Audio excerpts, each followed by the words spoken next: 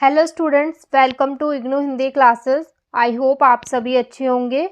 आज की इस वीडियो में हम बात करेंगे BHDC 134 हिंदी गद्य साहित्य की। आज हम इस कोर्स के कुछ important and previous year questions को देखेंगे। ठीक है, अभी जो आपके एग्ज़ाम्स होने वाले हैं, अगर आप उनके लिए इन क्वेश्चंस को अच्छे से प्रिपेयर कर लेंगे तो आप अपने एग्ज़ाम में ना बहुत अच्छा स्कोर कर लेंगे। ठीक है, और आप ना इन क्वेश्चंस के आंसर्स बुक में ढूंढ सकते हैं। आपको बुक में इजीली इनके आंसर्स मिल जाएंगे, तो आप उधर से पढ़ लेना इनको। अगर आपको आंसर नहीं मिलते हैं, ठीक है, तो आप मुझे कमेंट करके बता देना, मैं इनके आंसर्स भी आपको प्रोवाइड करवा दूंगी। ठीक है, और बाकी अब हम अपनी वीडियो को शुरू करते हैं। हमारा जो पहला क्वेश्चन है वो है, उपन्यास के तत्वों का उदाहरण सहित परिचय दीजिए। ठीक है, तो इसमें आपको क्या करना है, जो उपन्यास होता है, ठीक है, उसके कुछ तत्व होते हैं जिनको ध्यान में रख के कोई भी उपन्यास लिखा जाता है। तो आपको उन्हीं तत्वों के बारे में बताना है कि वो तत्व कौन से हैं, और उनके साथ में उनका उदाहरण भी देना है। आपने कोई उपन्यास पढ़ा हो, ठीक है, वो में उस उपन्यास का उदाहरण दे सकते हैं। ठीक है, जैसे कि आपकी इसी बुक के अंदर एक उपन्यास है जैनेंद्र कुमार का त्यागपत्र। ठीक है, तो आप ना उस उपन्यास का रेफरेंस लेके और तत्वों में उदाहरण दे सकते हो। उपन्यास के जो आप तत्व लिखेंगे तो आप उसमें ना त्यागपत्र का उदाहरण दे सकते हैं।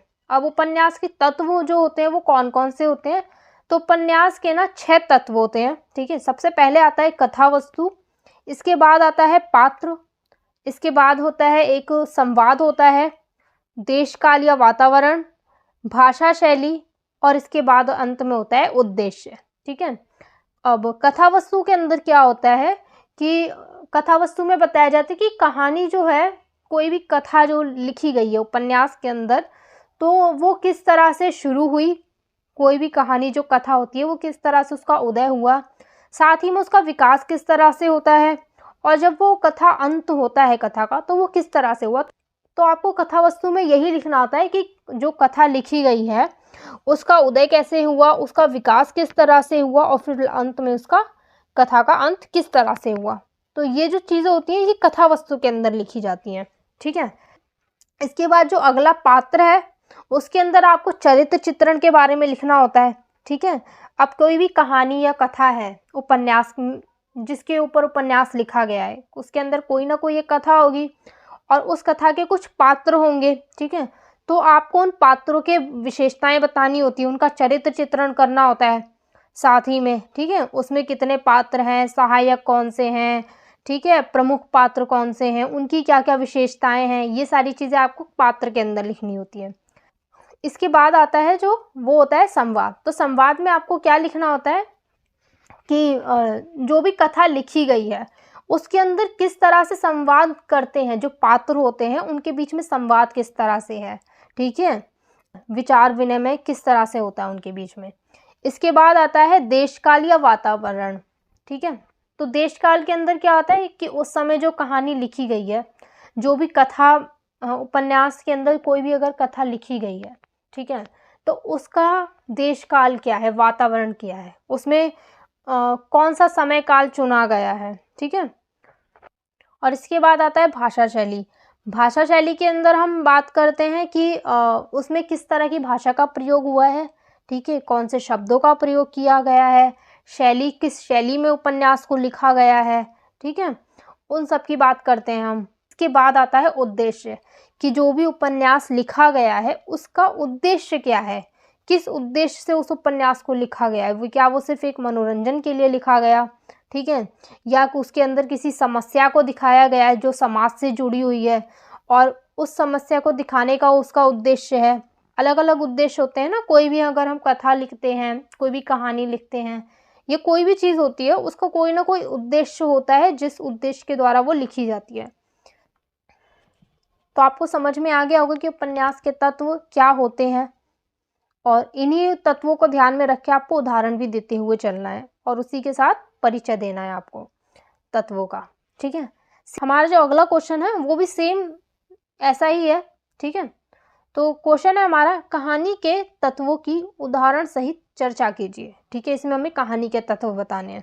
अब जो उपन्यास और कहानी है, ठीक है, दोनों का स्वरूप जो होता है वो अलग होता है, लेकिन कथा तो दोनों में कही जाती है। ठीक है, कहानी के अंदर सिर्फ एक कथा होती है, ठीक है, जो कही जाती है, लेकिन अगर हम उपन्यास की बात करें तो उसमें एक से अधिक घटनाएं होती हैं। ठीक है, एक से अधिक कथाएं भी चल रही होती है, साथ में घटनाएं भी कई सारी होती हैं। वहीं कहानी की अगर हम बात करें तो कहानी में सिर्फ एक कथा होती है, एक ही घटना होगी, और वो कहानी का स्वरूप जो होता है वो छोटा होता है, वो 4-5 पेज में, मैक्सिमम 5 to 6 पेज में जो होती है कहानी खत्म हो जाती है।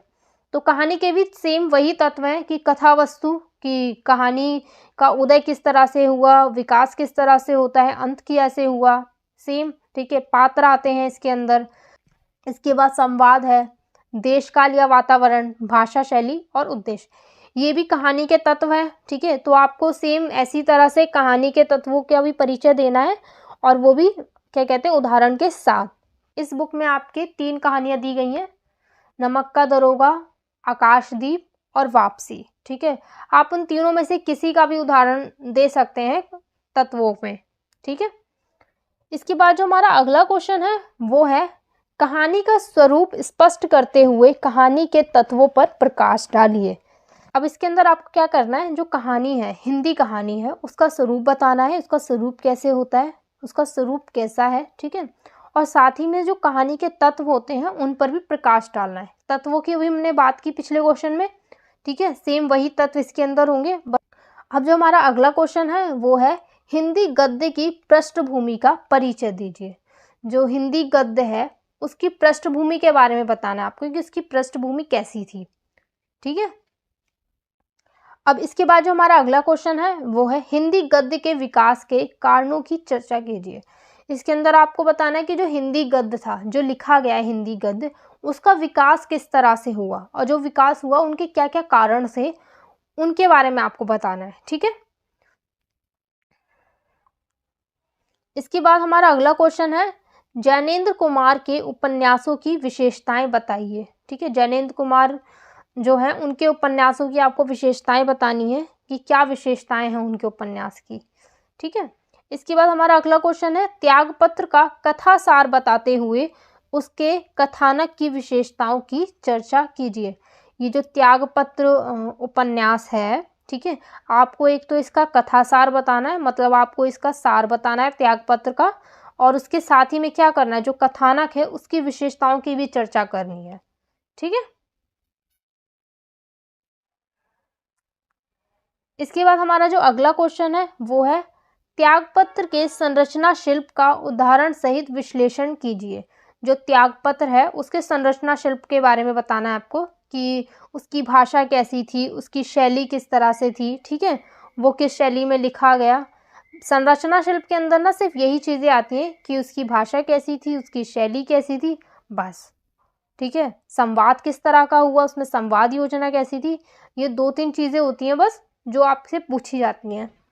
इसके बाद हमारा अगला क्वेश्चन है, त्यागपत्र उपन्यास के प्रमुख चरित्रों की चारित्रिक विशेषताएं बताइए। ठीक है, अब जो त्यागपत्र उपन्यास है उसके अंदर कुछ प्रमुख चरित्र है, प्रमुख पात्र हैं। ठीक है, तो उनकी विशेषताएं बतानी है आपको। ठीक है, इसके बाद जो हमारा अगला क्वेश्चन है वो है, त्यागपत्र के आधार पर मृणाल की चारित्रिक विशेषताओं पर प्रकाश डालिए।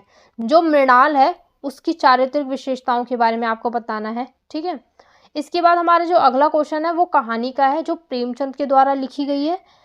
कहानी का नाम है नमक का दरोगा। ठीक है, अब इसका जो क्वेश्चन है वो है, नमक का दरोगा के प्रमुख पात्रों की चारित्रिक विशेषताओं का परिचय दीजिए।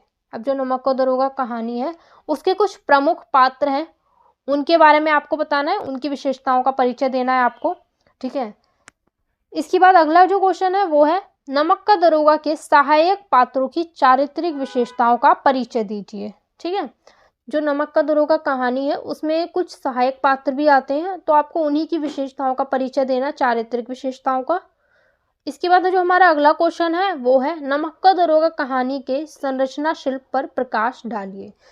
संरचना शिल्प में आपको वही बताना है कि इसकी भाषा कैसी थी, वो किस शैली में लिखा गया, संवाद योजना कैसी रही इसके अंदर। ठीक है, तो ये आता है संरचना शिल्प के अंदर।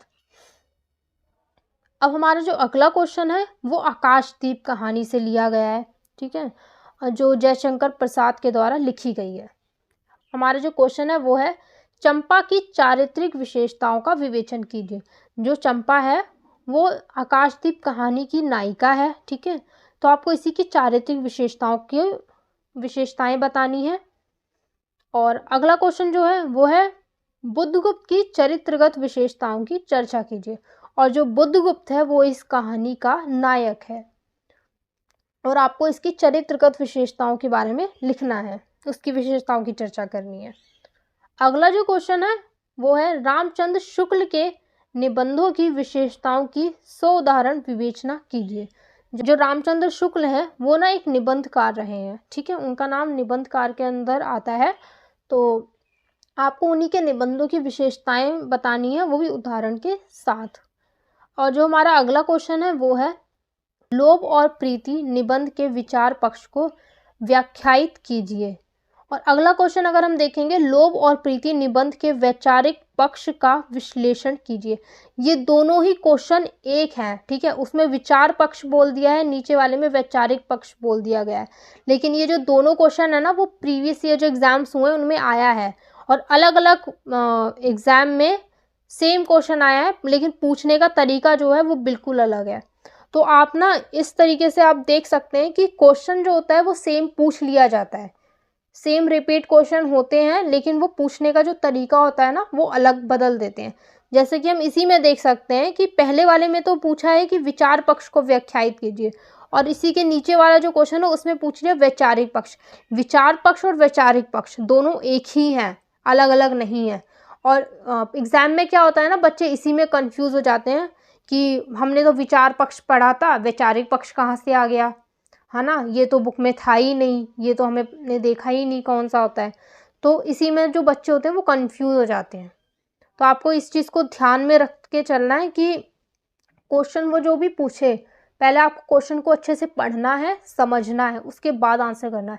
बस एक बार में क्वेश्चन पढ़ा और आप कहो कि नहीं मुझे तो आता ही नहीं है, मैंने तो बुक में पढ़ा ही नहीं था, ऐसा नहीं है। जो भी क्वेश्चन आएगा ना वो आपके डायरेक्ट टॉपिक से ही पूछा जाएगा।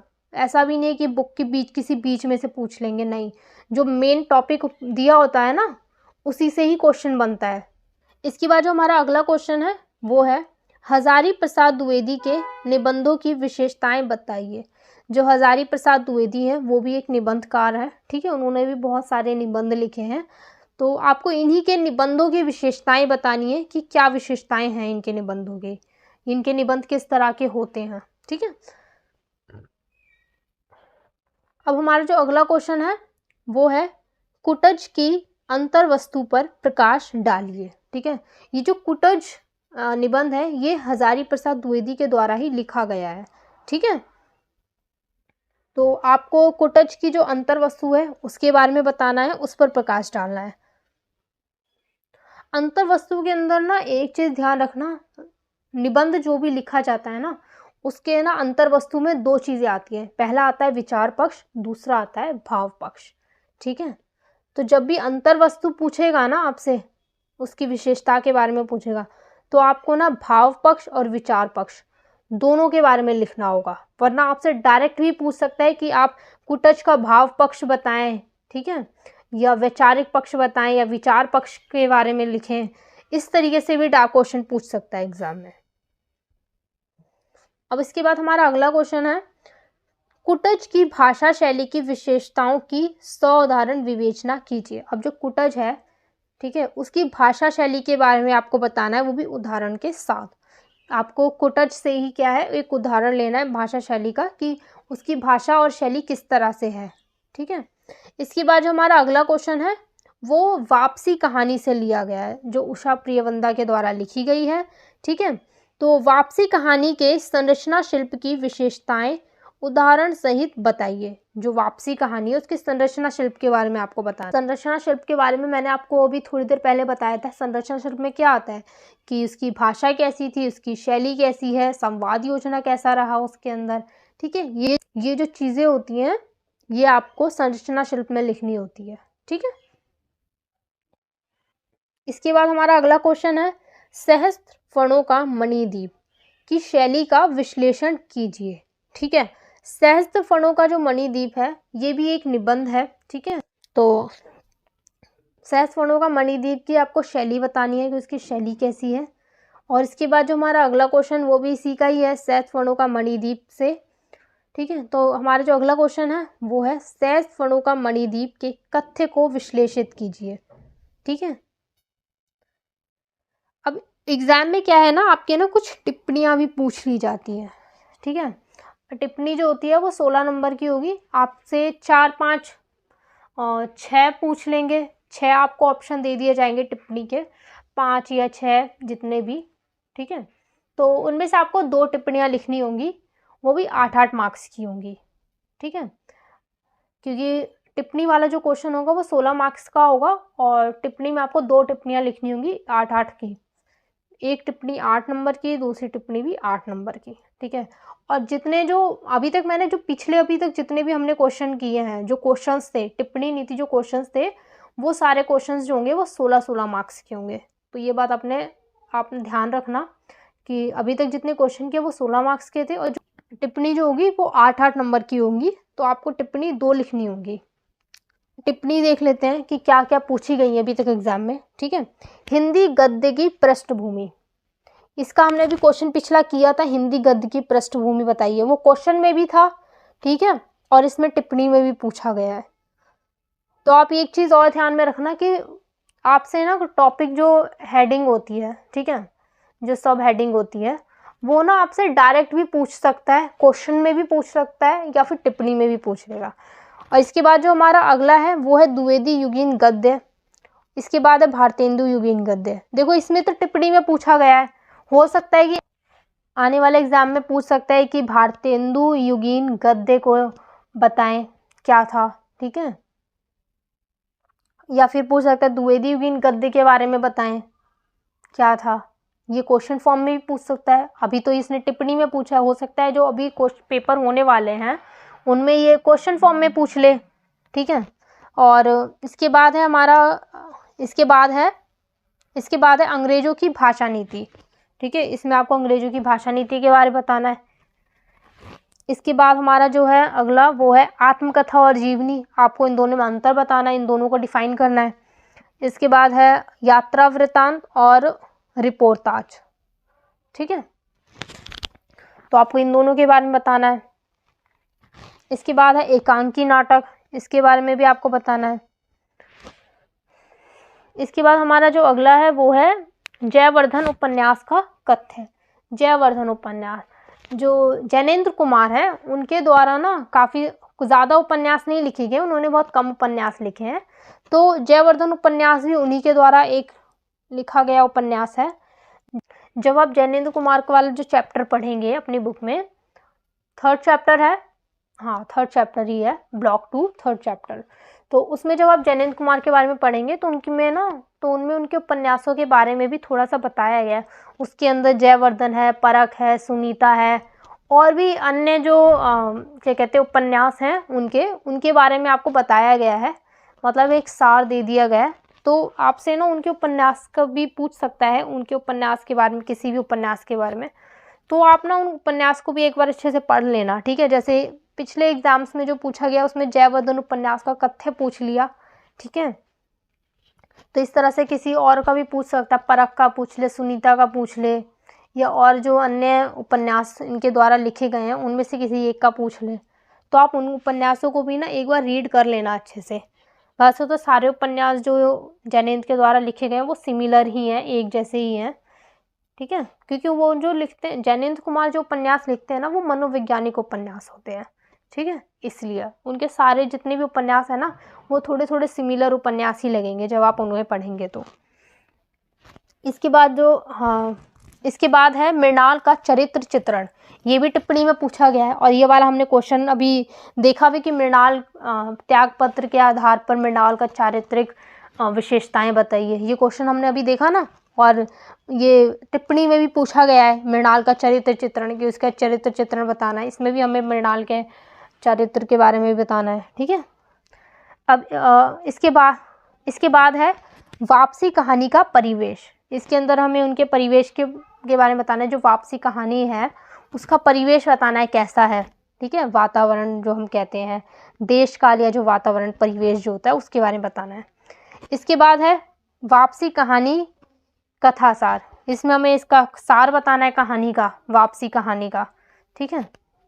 इसके बाद जो है वापसी की भाषा, ये जितने भी आप देख सकते हैं कि टिप्पणी में भी पूछा गया और हो सकता है ये क्वेश्चन के फॉर्म में भी आपसे पूछ ले, तो आप ना इस तरीके से प्रिपेयर करना कि अगर क्वेश्चन में फॉर्म में पूछे तो भी आप आंसर लिख पाए, टिप्पणी में पूछता है तो टिप्पणी में भी आप आंसर लिख पाए, ठीक है। क्वेश्चन वो एग्जाम में क्या है ना, क्वेश्चन कैसे भी पूछ सकता है, क्वेश्चन फॉर्म में भी पूछ लेगा, टिप्पणी में भी पूछ लेगा।